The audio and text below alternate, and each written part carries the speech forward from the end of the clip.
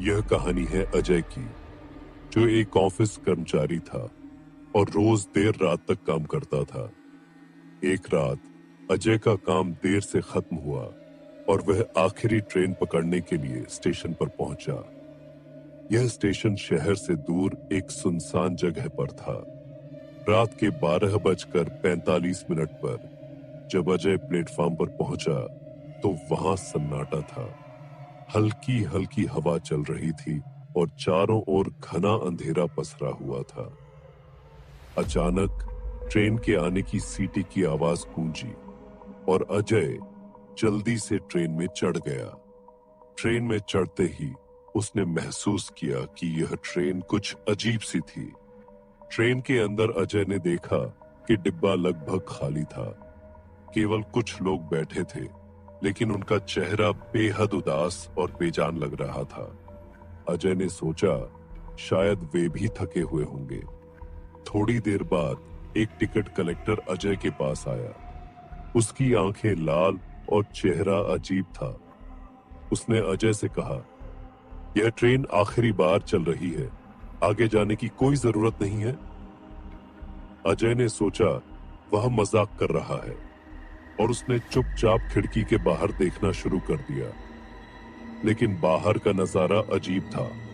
हर जगह अंधेरा था और ट्रेन के बाहर कुछ भी नहीं दिख रहा था। ट्रेन धीमी हुई और एक स्टेशन पर रुकी। अजय ने बाहर देखा। स्टेशन पूरी तरह से खंडहर जैसा था।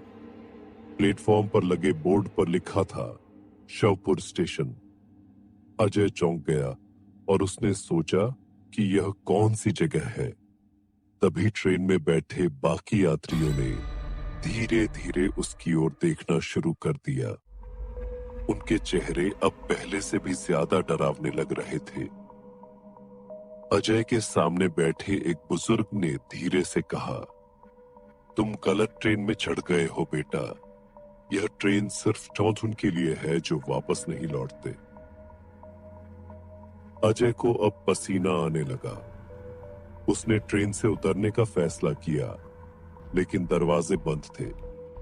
ट्रेन फिर से चल पड़ी और अब अजय ने देखा कि यात्रियों के शरीर धीरे धीरे गायब हो रहे थे, जैसे वे इंसान नहीं, सिर्फ साएं हो। अचानक ट्रेन के अंदर एक तेज ठंडी हवा चली और ट्रेन का लाइट बंद हो गया।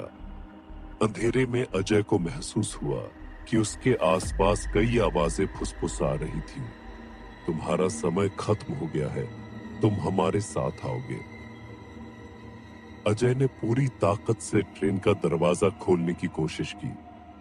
ट्रेन की रफ्तार और तेज हो गई। तभी उसे अपनी मां की आवाज सुनाई दी, अजय उठो, उठो बेटा। अचानक अजय की आंख खुली।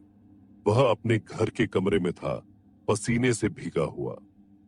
घड़ी देखी तो 12:45 थे। अजय को एहसास हुआ कि वह सपना था या शायद कुछ और। वह राहत की सांस लेकर उठ खड़ा हुआ, लेकिन जैसे ही उसने अपना फोन उठाया, एक नोटिफिकेशन आया। आज रात की आखिरी ट्रेन 12:45 पर शवपुर स्टेशन से रवाना होगी।